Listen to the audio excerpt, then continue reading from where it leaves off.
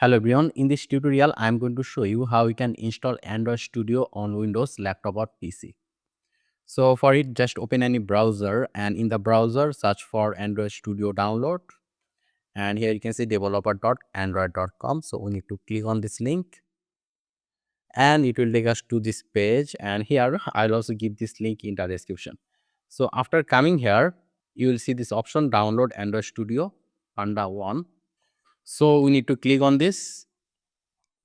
There is some license agreement, so we just need to agree to it and then click here and it will start downloading. There you can see. So this will take some time. Right now I'll just fast forward the video.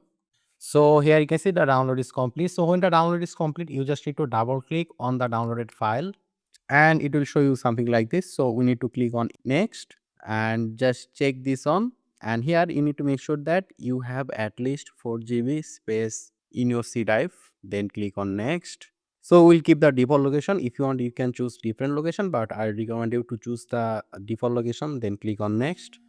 Over here you need to make sure that Android Studio is at the top. Then you need to click on next, and this will install Android Studio, and it will take some time. Right now I'll just fast forward the video, and here you can see it's complete.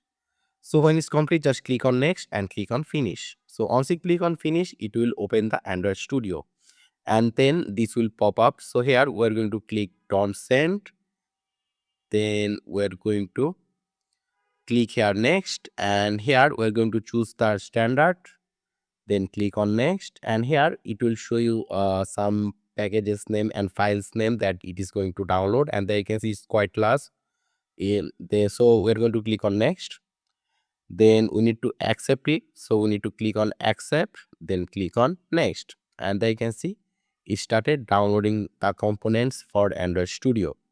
So this will actually take some time, like 20 to 30 minutes. So I'll just fast forward the video again.